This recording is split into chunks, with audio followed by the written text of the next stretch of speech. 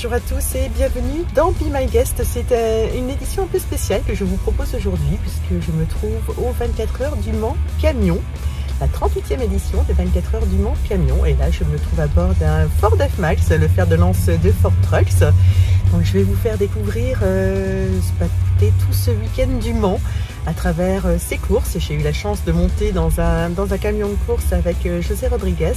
On était à 160 sur la ligne droite, drift, dérapage, etc. C'était très très impressionnant. Les images secouent un petit peu, mais ça vous donnera une petite idée quand même. J'ai aussi eu la chance de monter dans le Pace Truck avec Nadège.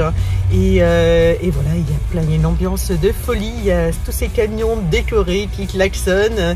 Les gens sont sympas. Enfin voilà, donc j'espère que vous allez prendre autant de plaisir à regarder l'émission que moi j'en ai pris sur ces 24 heures du Mans Camion, sur le légendaire circuit Bugatti.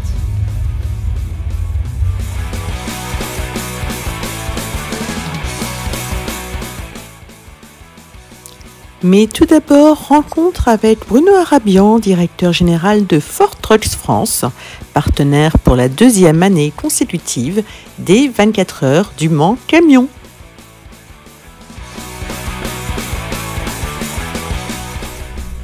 Bonjour Bruno, je suis ravie de vous accueillir dans Be My Guest et merci de nous accueillir aux 24 heures du Mans Camion.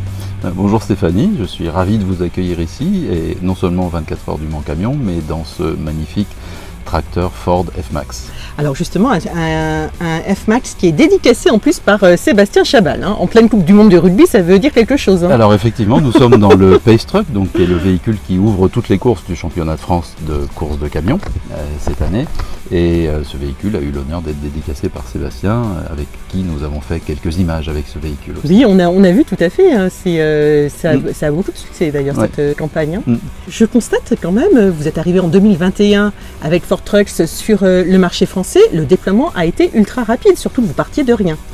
Le déploiement a été rapide, effectivement. Nous avons lancé ou relancé la marque Ford dans le camion en novembre 2021 à l'occasion du salon Solutrans, qui est un des grands salons européens du transport et de la logistique, qui tient tous les 2 ans à Lyon. Et depuis, nous avons avancé rapidement sur tous les sujets. Effectivement, nous partions de zéro, aussi bien en termes de réseau que de parc de véhicules. Alors justement, c'est là ce qui m'étonne. Comment Ford pouvait-il partir de zéro en France? Comment ça se fait que Ford n'était pas implanté avec Ford Trucks?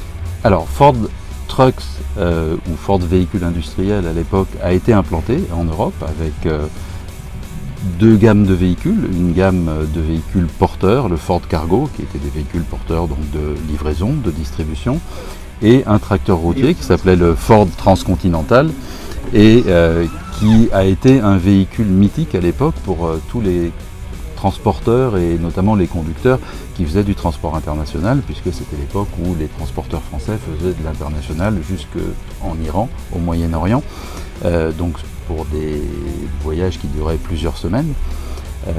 Et ensuite, c'est un véhicule qui avait été conçu comme un assemblage de différents composants, avec un moteur d'une marque, une cabine de notre marque, une boîte de vitesse d'une autre marque, et qui est plutôt une conception américaine de la manière de fabriquer un camion. Et ça, alors que les constructeurs européens étaient plus dans une démarche d'intégration. Alors donc là, cette fois-ci, contrairement aux années 80, vous revenez avec une maîtrise totale de toute la chaîne de production. Tout à fait. Aujourd'hui, le constructeur a développé une gamme de véhicules, dont ce Ford F-Max, qui est entièrement conçu et fabriqué par Ford. Donc aujourd'hui, nous sommes dans un véhicule dont la cabine a été conçue et est fabriquée par Ford, dont le moteur a été conçu et est fabriqué par Ford. Le seul élément dans la chaîne cinématique aujourd'hui qui n'est pas Ford, c'est la boîte de vitesse qui est fournie par un équipementier qui fournit également d'autres constructeurs. Mais dans les semaines qui viennent, cette boîte de vitesse va être également remplacée par une boîte de vitesse Ford. Donc on sera sur un véhicule qui sera 100% Ford, y compris l'ensemble de la chaîne cinématique, ce qui est pas unique chez les constructeurs, mais ce qui est le signe d'un constructeur qui maîtrise totalement ces véhicules. Alors, ce qui doit certainement avoir des avantages. Qu'en est-il des livraisons? Est-ce que vous avez des difficultés d'approvisionnement, justement? Alors, pas trop, on a été depuis le départ capable de livrer dans des délais qui étaient des délais classiques dans une période de non-crise, je dirais, c'est-à-dire en 3 à 4 mois, entre la commande et la livraison du véhicule. On continue d'être en mesure de livrer dans ces délais, donc on n'a pas été pénalisé par la crise et les shortages sur les composants électroniques ou autres. Alors il y a un autre point qui m'interpelle, c'est qu'en fait le constructeur Ford Trucks n'est pas présent, mais il s'appuie sur des importateurs. Comment ça se fait? Alors c'est un choix stratégique du constructeur de baser son développement international sur des importateurs privés dans chaque pays, qui sont différents pour chaque pays. C'est un choix qui permet sans doute plus de rapidité dans le développement, puisque travailler avec des sociétés qui sont constituées par des groupes qui connaissent déjà la distribution en France ou en Allemagne ou en Espagne ou au Portugal, ça permet de se déployer plus rapidement, de travailler avec des gens comme ceux que j'ai dans mon équipe qui connaissent déjà le marché français du camion, qui connaissent déjà les réseaux de distribution français du camion. Ça a un avantage en termes de rapidité qui est assez évident.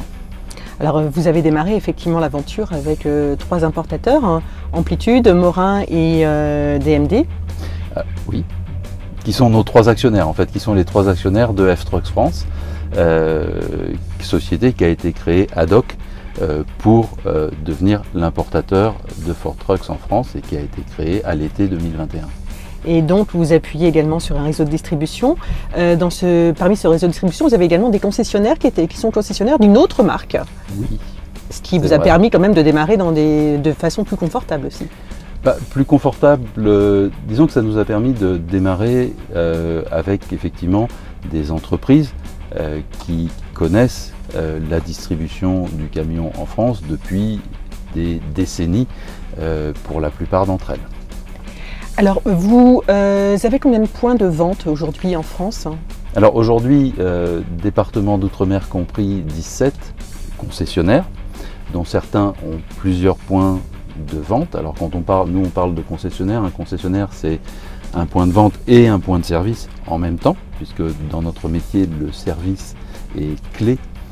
On vend des camions qui sont des machines-outils, un camion qui est en panne, qui ne peut pas rouler, ne peut pas transporter, donc c'est de la perte d'exploitation. Et au-delà de ça, nous avons aujourd'hui un réseau d'après-vente qui au total comporte 52 ateliers, 52 points de service.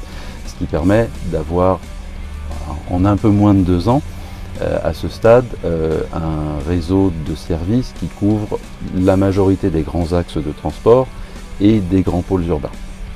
Alors j'ai lu quelque part en fait que vous pourriez avoir plus de points de vente, mais ça ne s'est pas fait pour des raisons humaines, parce que ça ne correspondait pas à l'esprit en fait de Ford. L'humain chez Ford, c'est dans l'ADN. Oui, c'est très important, effectivement je l'ai déjà mentionné. Quand nous avons commencé à constituer le réseau, il y a quelques sociétés qui se sont portées candidates pour être concessionnaires Ford et nous n'avons pas eu le fit. Donc humainement, le courant ne passait pas. Et à partir du moment où le courant ne passe pas humainement, c'est compliqué ensuite de travailler dans la co-construction comme on le fait aujourd'hui avec notre réseau. On est vraiment dans une démarche de co-construction de la présence de la marque Ford en camion en France, et pour ça il faut que la relation humaine soit la meilleure possible. Alors on se trouve ici dans votre fer de lance, qui est aussi le Pace Truck, donc oui. c'est le F-Max. Qu'est-ce qu'il a de spécial ce F-Max? Pourquoi il représente, je crois que je vais peut-être dire une bêtise, mais 90% des ventes? Oui, aujourd'hui c'est 90% des ventes. Le marché du tracteur routier en France, c'est depuis 2-3 ans à peu près 60-62% du marché total des camions de plus de 16 tonnes. Déjà ça c'est une explication. Et ensuite nous avons une approche qui est, on va dire, pragmatique, rapide, mais prudente également.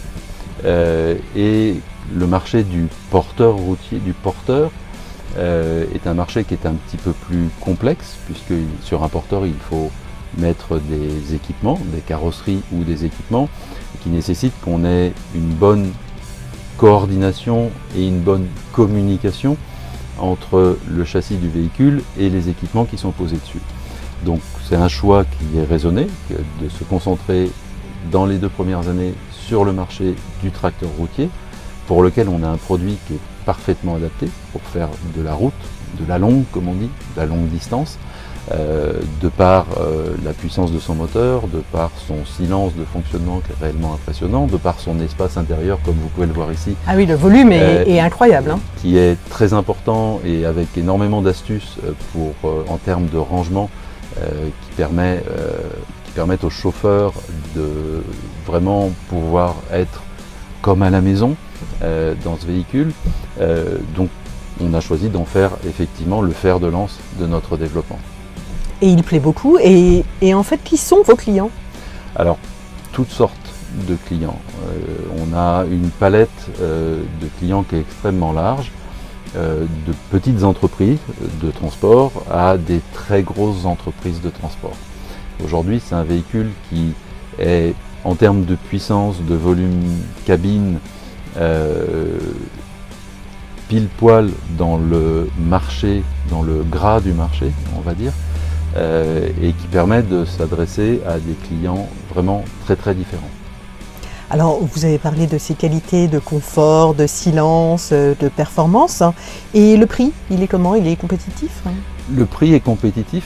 Alors, vous savez, en camion, il y a un prix de marché. Les clients font des choix plus techniques et de coûts d'exploitation que des choix, on va dire, esthétiques, comme ça peut se faire en automobile. On peut aimer une voiture pour son esthétique. Là, on est sur des choix qui sont vraiment très très raisonnés. Donc, ce qui compte, c'est la consommation, la fiabilité, le TCO, le fameux coût total d'utilisation du véhicule, donc qui comprend encore d'autres éléments. Et un autre point qui est devenu très important, et c'est très bien, c'est le confort du conducteur. Et de ce point de vue-là, le F-Max est plébiscité par les conducteurs. Quels sont vos objectifs en termes de part de marché? Là, à l'heure actuelle, vous faites combien? À l'heure actuelle, on est à un petit peu plus de 2% de part de marché global, tracteur et porteur, ce qui nous met à un peu plus de 3% de part de marché sur le tracteur routier, sachant qu'on n'est présent que sur ce segment aujourd'hui, avec un objectif annoncé qui est de 5% de part de marché global en 2025. D'accord. Ça fait combien de camions immatriculés en France? Alors, à aujourd'hui, on a un peu plus de 1100 véhicules qui ont été matriculés en France. En 2022? En cumul 2022-2023 à fin août. Et à 5% de part de marché, on verra où on sera le marché en 2025, mais ça fait entre 2200 et 2500 camions vendus immatriculés par an sur le marché français. Alors la décarbonation, je vous apprends rien, est au cœur des préoccupations. Vos camions roulent au diesel, j'imagine, ce qui paraît évident pour les gros routiers, que ce soit les gros rouleurs, que ce soit des camions ou des voitures du reste.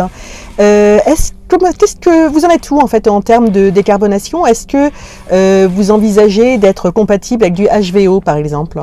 Alors nous envisageons d'être compatible avec du HVO. Effectivement, il y a un certain nombre de tests en conditions réelles d'exploitation qui sont en cours pour valider que le HVO n'aura pas d'impact négatif sur la mécanique du véhicule. On n'a pas énormément de doutes sur ce fait, mais on est dans une démarche encore une fois pragmatique et prudente et on préfère avoir une validation technique, encore une fois en conditions réelles d'exploitation, avant de dire ok c'est bon à nos clients, ok c'est bon, vous pouvez rouler avec du HVO. Alors le HVO c'est quand même l'énergie renouvelable, l'énergie bio la plus bio j'ai envie de dire, puisque c'est du recyclage, ce sont des huiles usagées. Alors effectivement. De cuisson entre autres, enfin voilà donc. Tout à fait, donc dans l'univers des carburants alternatifs pour moteurs à combustion interne, aujourd'hui mon avis personnel en tout cas, c'est que le HVO est certainement le plus vertueux, parce que c'est effectivement recycler des huiles usagées ou des graisses animales qui de toute façon auraient été brûlées ou détruites. Donc on est vraiment dans une démarche de recyclage et d'économie circulaire. Après, il y a d'autres carburants alternatifs qui existent également, mais le HVO, ça semble effectivement être le plus vertueux et moléculairement le plus proche du diesel, du gasoil. Je précise quand même que ça ne nécessite pas de transformation du moteur, c'est-à-dire que vous pouvez avoir un moteur diesel non transformé qui accepte du HVO. Tout à fait. Comme vous pouvez faire tourner une vieille voiture diesel avec de l'huile de friture, ça fonctionnera aussi. Ah, je vais le dire à ma maman. Il y a juste l'odeur qui sera un petit peu bizarre, mais autrement ça fonctionne. Donc oui, sur le principe, oui, mais encore une fois, comme je vous l'ai dit, on demande une validation technique, on est en train de valider techniquement pour mesurer sur des longs kilométrages et en conditions réelles d'exploitation les impacts que pourrait avoir un carburant de synthèse comme le HVO. Alors le B100 n'est pas envisagé? Non, le B100 n'est pas envisagé. D'accord. Et maintenant l'électrique. Alors il y a déjà quelques camions comme Volta Trucks notamment qui roulent en 100% électrique. Vous en pensez quoi? Alors en fait, tous les constructeurs aujourd'hui ont des solutions en 100% électrique. Mais Bruno Arabian, il en pense quoi lui? Bruno Arabian, il pense que c'est une bonne solution pour certaines applications, mais pas pour l'ensemble des applications. Ford a présenté son porteur électrique l'an dernier à Hanovre, dans le cadre du salon du camion à Hanovre. On va avoir une offre dans les mois qui viennent en porteur électrique, donc porteur électrique BEV, batterie rechargeable, qui est une offre qui est adaptée à de la livraison urbaine et globalement à des trajets qui ne demandent pas une autonomie extrêmement importante. On annonce une autonomie de 350 km sur le porteur. Après, comme en automobile, l'autonomie d'un véhicule électrique, elle dépend énormément de la charge, de la charge, de la route, oui. Du poids du pied du chauffeur aussi. Donc c'est effectivement une solution qui est valide. Ensuite, le constructeur Ford, lui, a décliné sa vision sur les énergies nouvelles ou futures, qui est que jusqu'à une certaine autonomie, effectivement, les véhicules à batterie rechargeable peuvent fonctionner. Au-delà, on est plutôt sur de la pile à combustible, donc avec une génération embarquée d'électricité. Et au-delà encore, pour vraiment du transport longue distance ou du transport international, sur des véhicules à moteur à combustion interne à hydrogène. Et là, vous avez présenté le Ballard. Alors, pour l'instant, il y a des partenariats qui ont été noués par le constructeur avec différentes sociétés et sur toutes ces différentes technologies que je vous ai citées. C'est un peu tôt pour dire aujourd'hui quand ces véhicules pourront être mis sur le marché. Alors, avec l'électrique, c'est quand même tout un écosystème qui est à repenser. Donc il y a déjà évidemment les bornes de recharge, hein. Il y a aussi le SAV, c'est une formation spécifique pour manipuler des batteries. Et puis bon, il y a les accords aussi avec les fournisseurs d'énergie. Vous y travaillez déjà? Oui, on travaille sur un écosystème complet. Enfin, le constructeur travaille sur un écosystème complet. Effectivement, les accords avec les électriciens, avec les fournisseurs, les énergéticiens, les fournisseurs d'énergie électrique, avec des bornes de recharge qui seront adaptées. Et effectivement, ça va générer des changements très importants dans le réseau de réparation des véhicules, puisqu'on est sur des technologies qui sont totalement différentes. Alors, ça va prendre quelques années, puisqu'il y a un parc roulant de un peu plus de 600 000 véhicules en France, camions lourds, qui va continuer d'exister et qui va continuer de générer de l'activité dans les ateliers des concessionnaires, mais cette transition elle arrivera et ça veut dire des compétences des techniciens ateliers qui devront être différentes entre effectivement entretenir, réparer un moteur diesel ou entretenir un véhicule qui est propulsé par de l'énergie électrique avec des batteries, c'est totalement différent. Donc cette transition, elle va devoir se faire. Ça nécessite aussi des agréments qui sont différents en termes d'atelier, en termes de sécurité, puisqu'on est sur des véhicules avec des batteries de très haute puissance. Donc en termes de sécurité, il y a énormément de précautions à prendre dans les ateliers. Donc on est préparé à cette transition. Alors en plus de la distribution et du SAV, vous avez également mis en place une solution de financement en partenariat avec BNP Paribas. Oui. C'est Ford Trucks Leasing, je crois. Ford Trucks Lease, oui, tout à fait. Alors est-ce que vous pensez que la location, c'est l'avenir de la distribution en matière de camions? Alors aujourd'hui, en fait, quand on regarde la manière dont les entreprises achètent les camions, elles ne les achètent plus. Elles les prennent en crédit bail ou en location financière. Donc l'achat pur, l'investissement réellement, l'immobilisation du matériel roulant dans les comptes des sociétés est de plus en plus rare. Donc on avait nécessité à mettre en place des solutions de financement pour nos clients. Alors pour ce qui est de la vente, est-ce que vous pensez que le digital c'est une solution d'avenir dans les camions? Parce qu'on en parle beaucoup dans l'automobile. Est-ce que c'est également une solution d'avenir dans les camions ou alors ça va continuer à se faire en one-to-one en concession? Vous me demandez mon avis personnel. Chez Ford, l'humain c'est important, voilà. Je sais. Voilà, oui. L'humain. Donc je pense que ça prendra du temps vraiment avant qu'on en arrive à une digitalisation de la vente des camions, pour plusieurs raisons, parce que déjà l'humain compte beaucoup, alors ça c'est un avis personnel, mais c'est vraiment très sensible dans notre métier. Un client achète un camion pour ses caractéristiques techniques, pour ses performances annoncées, comme je l'ai dit, mais il achète aussi un camion parce qu'il a confiance dans le distributeur, dans le concessionnaire auquel il l'achète, qui sera là en cas de problème. Et tous les camions, toutes les marques de camions ont des problèmes après-vente. Il a confiance dans son distributeur et il achète autant la marque et le produit que le distributeur. C'est des relations un peu familiales en fait entre les distributeurs et les chauffeurs routiers. Oui, et puis on est dans une relation commerciale qui est continue. Quand on vend une voiture, on la vend une fois et on revoit peut-être le client quelques années après quand il veut renouveler son véhicule. Dans la vente de camions, c'est une relation commerciale qui est continue puisque les flottes de véhicules se renouvellent pas une fois par an, elles se renouvellent camion par camion en continu. Et encore une fois, le service après-vente est, alors déjà, au vu des kilométrages qui sont effectués par les camions, il y a un contact au travers du service après-vente qui est beaucoup plus régulier que sur une automobile. Et donc là, effectivement, la relation humaine reste très très importante.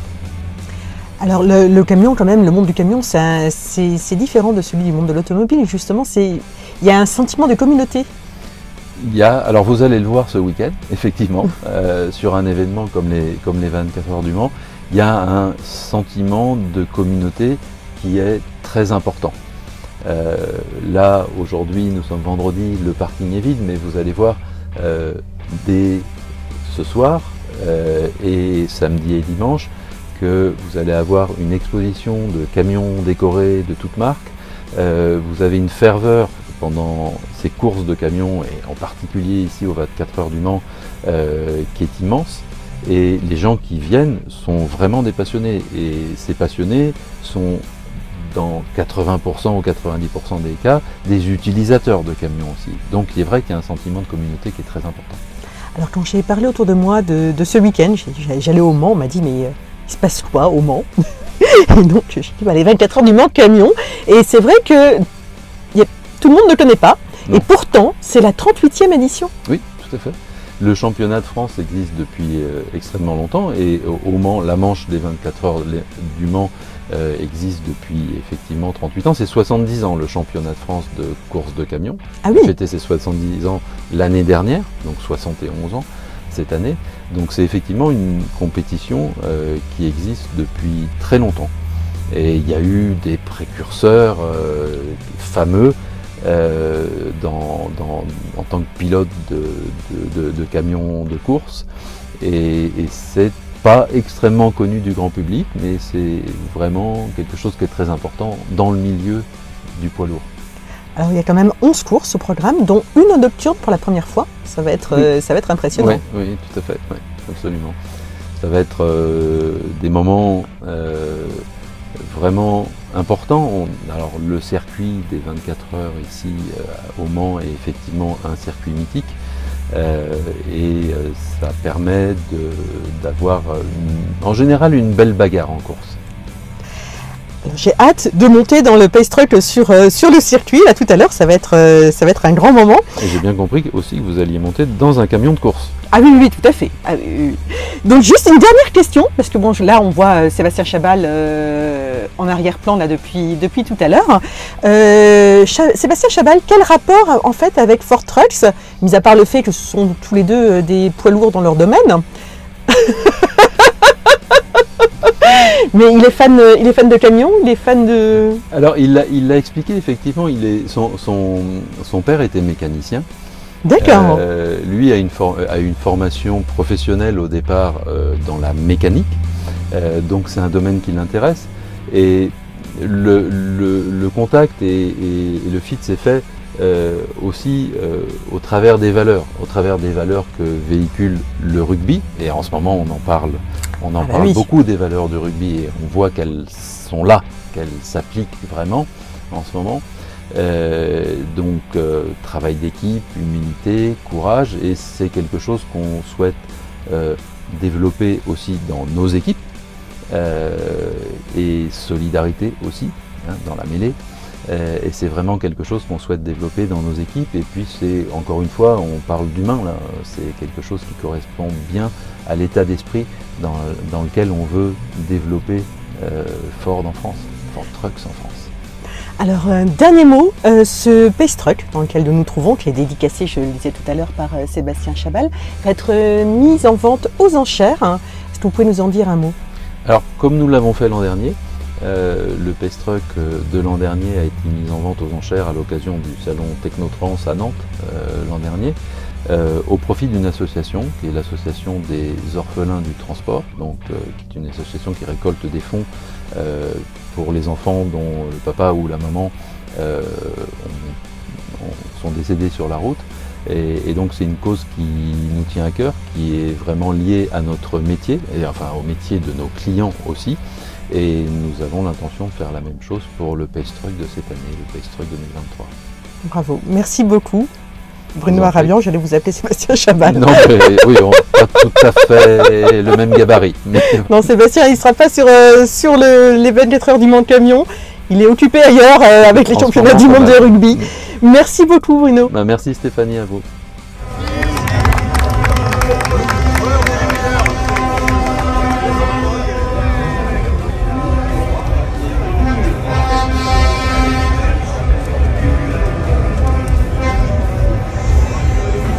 Aujourd'hui, on a vraiment des passionnés, on a des gens qui nettoient leurs camions le week-end, qui les brillent, qui font vraiment des vrais camions de compétition.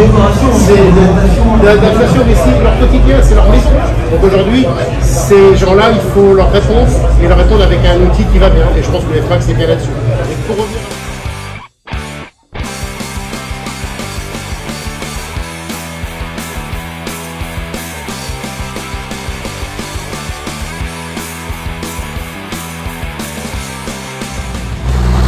Et pendant que le Pace Truck attend l'heure de la première course, les camions s'échauffent et je vais pouvoir monter à bord de l'un d'entre eux.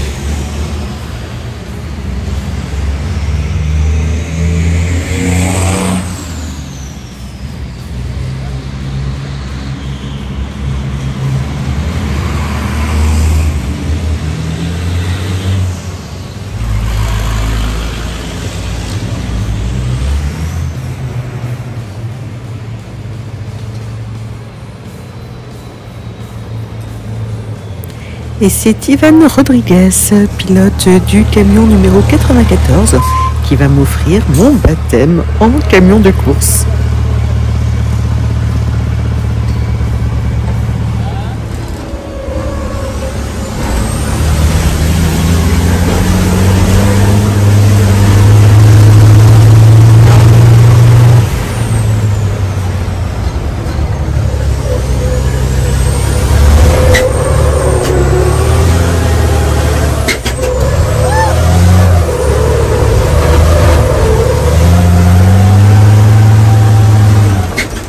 Je pars ensuite à la rencontre de Jennifer Janiek, l'une des rares femmes pilotes de compétition et double championne de France. Oui, effectivement, oui. Donc Jennifer Janiek, pilote de camion de course, double championne de France. Je suis revenue dans la compétition il y a maintenant 4 ans. Et je suis très fière de pouvoir participer à une course comme les 24 heures camion. Pour moi, le circuit Bugatti, c'est un rêve de petite fille et ça l'est à chaque fois que je viens, chaque année.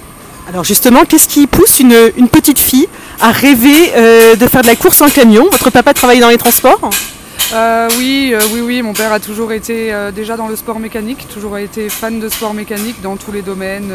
Il a fait de la cascade, de la moto, de la voiture. Puis dans les années 2000, il s'est acheté un camion de course. Nous, on l'a toujours suivi sur les circuits.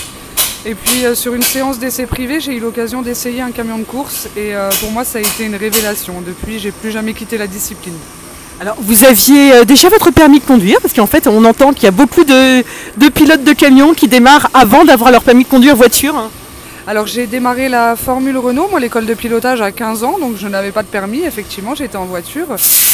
Ensuite, j'ai une licence sportive pour participer donc, aux courses de camions, et j'ai passé mes permis poids lourds pour les besoins de l'entreprise il y a 3 ans environ.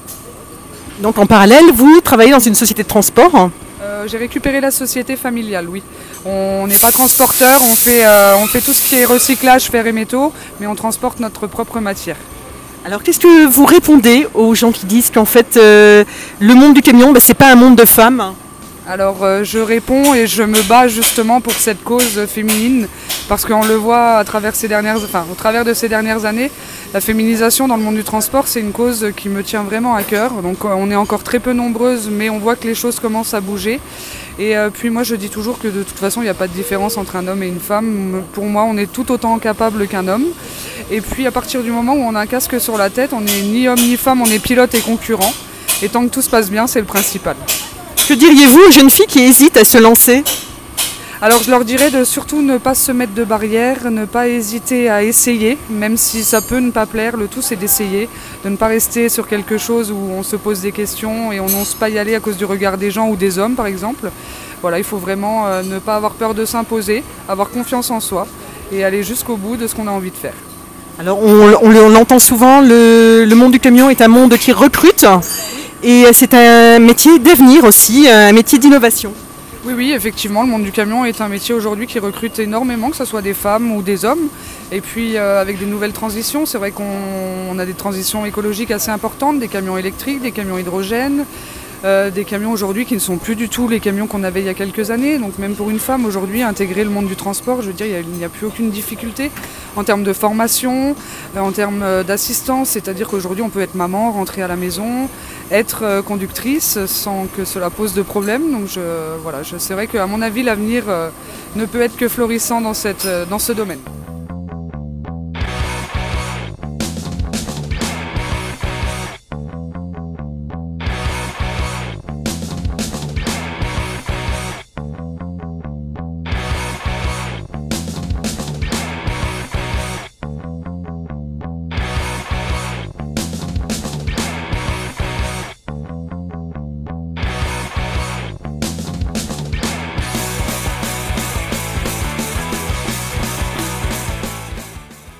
C'est l'heure de la première course du week-end.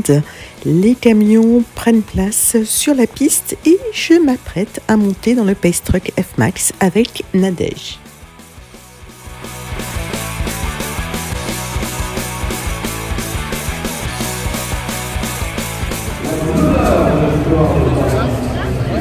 Sur place.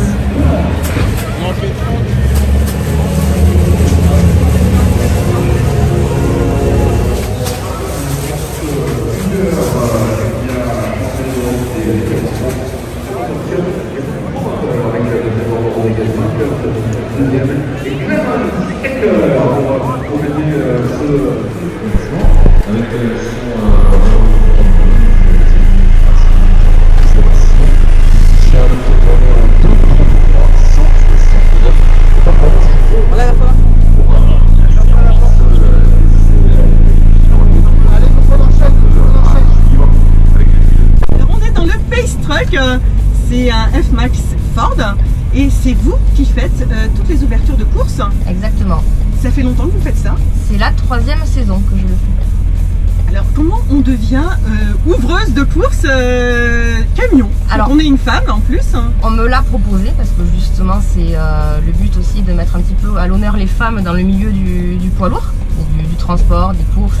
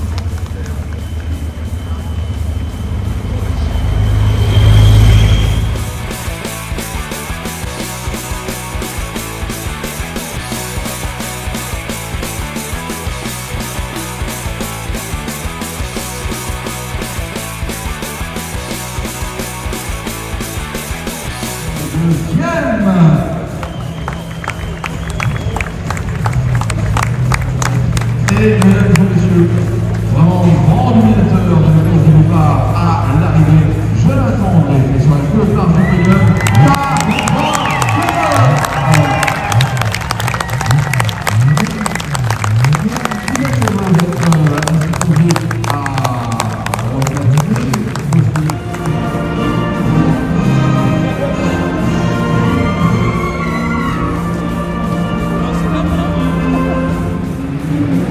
Après la course, on file voir Thomas Robineau qui nous parle de la première édition de la course de nuit. Surtout là, je pense qu'il va y avoir du spectacle, il y a la course de nuit là, ce soir. Donc je pense que ça va vraiment être une belle course. Ça va être une première, comment vous allez gérer? Est-ce que vous êtes, habitué à rouler de nuit? Non, pas du tout, non. Et comment vous allez faire alors? Bon, on va voir, je sais pas, je me suis pas trop... Vous êtes pas entraîné à ça? Non. Donc là c'est grande première. Ouais, mais je pense que c'est un peu pour tout le monde, donc je pense qu'on va tous être dans le même bas. Donc voilà, après la piste est quand même éclairée, on n'est pas dans le noir. Comment vous vous appelez? Comment tu t'appelles toi? Océane. Et toi? Et Luna. Et Luna? Et toutes les deux, vous êtes fans de camions? Oui, oui. Et vous voulez faire de la course? Oui. Papa en fait? Non. Non, mais il conduit un camion? Oui. Qu'est-ce qu'il a comme camion, papa? Un Volvo. Super. Et qui c'est lequel votre camion préféré? Et votre pilote préféré? Robino. C'est Robino? C'est Thomas? Super.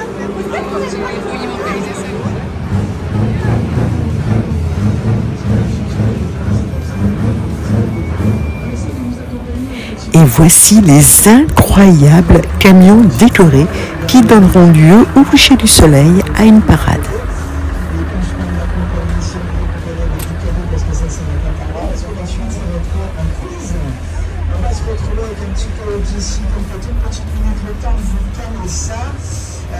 Ça va pas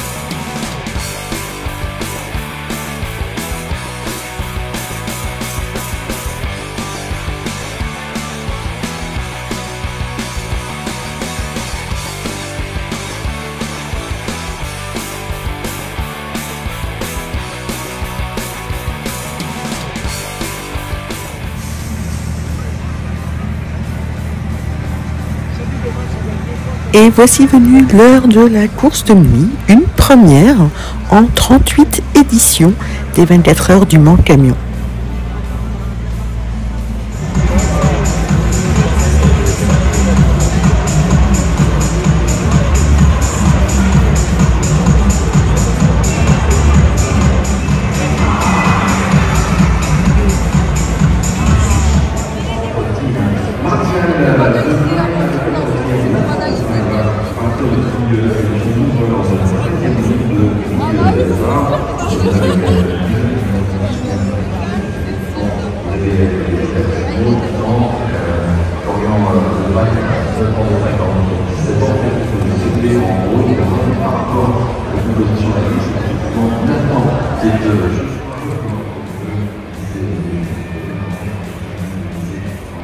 Et c'est reparti pour un tour en pace truck, mais cette fois pour l'ouverture de la course de nuit.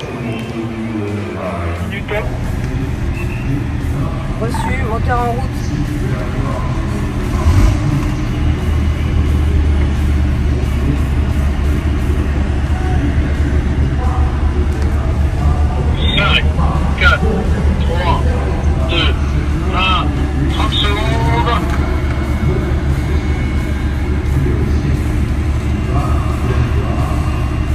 Julien, tu donneras le top au Pestroc.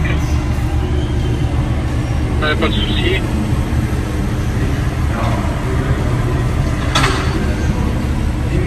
Allez Nadège, tu pars. Nadège, tu pars. Tu avances. Reçu. Voici, on est parti. Comme tout à l'heure, ta vitesse, ok. On va faire du 70-80 km/h sur des tours. Reçu, Julien.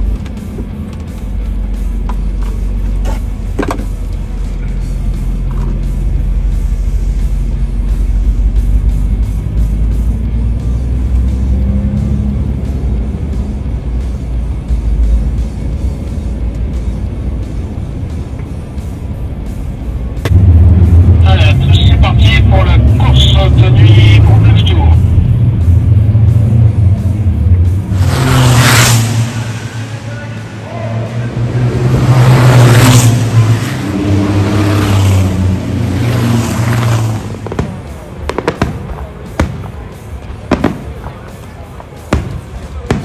Cette première journée de course se termine en beauté avec un magnifique feu d'artifice.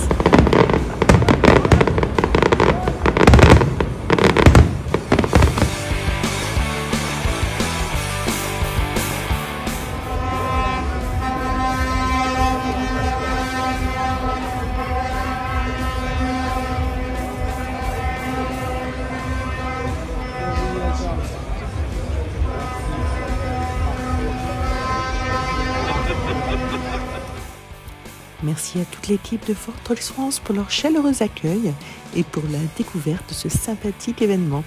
À l'année prochaine. Et bravo à Théo Calvé qui remporte les 24 heures du Mans Camion 2023.